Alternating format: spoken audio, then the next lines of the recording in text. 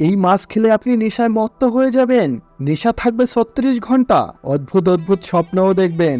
কি সেই মাছ, কেন সেই মাছ খেলে নেশা হয়, জানতে দেখুন বিস্তারিত আজকের এই ভিডিওর মাধ্যমে।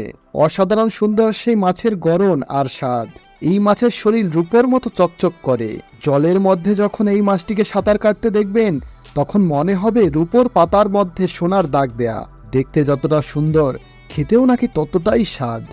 তবে এই মাছটি খেলে আপনার নেশা হয়ে যেতে পারে। নেশায় আপনার সবকিছু এলোমেলো হয়ে যাবে।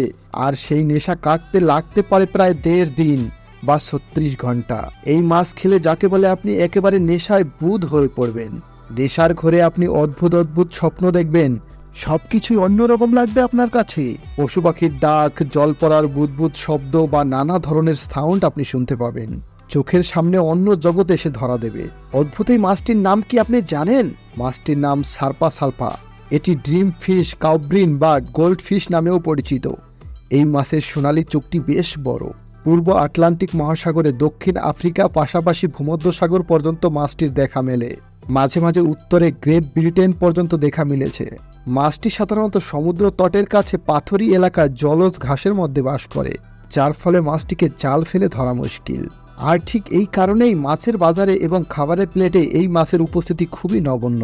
তবে ফ্রান্স, ইসরায়েল সহ আর অল্প স্বল্প কয়েকটি দেশে মাছটিকে খাওয়া হয়। আর নাইজেরিয়াতে মাছটিকে চেলবা বলা হয়।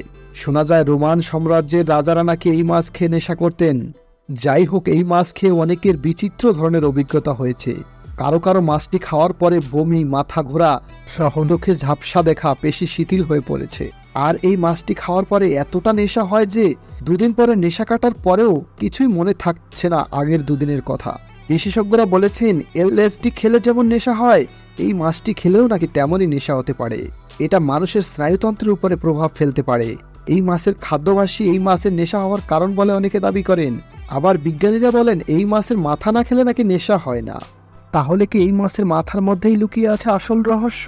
আবার কেউ কেউ মনে করেন কোন সময়ে এই মাছ ধরা হয়েছে তার উপর নির্ভর করে এই মাছটি খেলে কতটা নেশা হবে।